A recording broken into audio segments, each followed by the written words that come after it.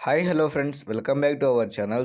ఈ రోజున వచ్చేసి మన తెలంగాణలో ఉన్న రైతులకైతే మన కేంద్ర ప్రభుత్వం నుంచి వచ్చేసిన ఏదైతే పీఎం కిసాన్ సంబంధించిన డబ్బులు ఉన్నాయో అవి వచ్చేసి మన రైతుల ఖాతాలో పడబోతున్నాయండి. రెండు తెలుగు రాష్ట్రాల్లో ఉన్న రైతులకైతే పీఎం కిసాన్ సంబంధించిన మనకి 19వ విడత డబ్బులు అయితే వస్తున్నాయి. కాబట్టి రైతులకి ఏ రోజున ఎంతమంది ఖాతాలు అయితే వస్తున్నాయి, అలాగే మనకైతే రైతు భరోసా సంబంధించిన డబ్బులు అనేది ఎంతవరకు అయితే వచ్చిందని చాలామంది రైతన్నలు అయితే అడుగుతున్నారు. కాబట్టి మన పీఎం కిసాన్‌తో 2000 రూపాయలు లేదా ఏమైనా పెంచారని అడుగుతున్నారు. పూర్తి వివరాలు అనేది మనమైతే ఈరోజు ఈ వీడియోలో అయితే తెలుసుకుందాం. ఎవరైతే రైతన్నలు మీరు పీఎం కిసాన్‌తో పాటు రైతు భరోసా గురించి ఎదురు చూసిన వాళ్ళైతే ఉంటారో వీడియో మాత్రం మీరు లాస్ట్ వరకు చూడండి. కొత్తగా చూసే వాళ్ళైతే తప్పకుండా వెళ్ళి మన ఛానల్‌కి అయితే సబ్స్క్రైబ్ చేసి పక్కన ఉన్న బెల్ ఐకాన్ని ఆల్‌లో పెట్టి ట్యాప్ చేసుకోండి. ఓకేనా? ఇక లేట్ చేయకుండా వీడియో అయితే స్టార్ట్ చేద్దాం.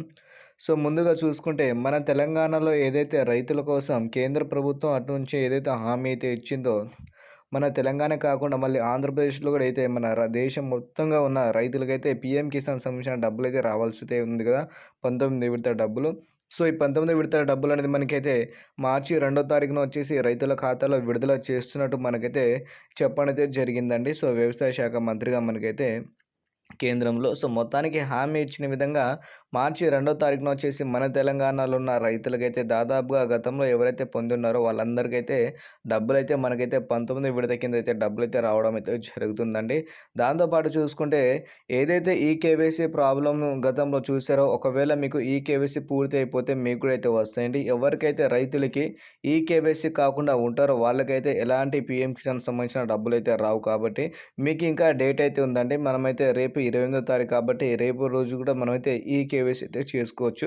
ప్రతి ఒక్క రైతన్నలు వచ్చేసి ఈకేవైసీ అయితే చేసుకోండి. మీకు కూడా డబ్బులైతే వస్తాయి. కాబట్టి తప్పకుండా మీరైతే ఈకేవైసీ చేసి ఉంటే మీకైతే పీఎం కిసాన్ సంబంధించిన 19 విడత డబ్బులైతే వస్తాయి. అలాగే మన తెలంగాణలో ఉన్న రైతుల కోసం అయితే మన రాష్ట్ర ప్రభుత్వం ద్వారా వచ్చే రైతు భరోసా సంబంధించిన డబ్బులు కూడా ఈరోజు కొంతమంది రైతుల ఖాతాలో అయితే రావడం అయితే జరిగిందండి.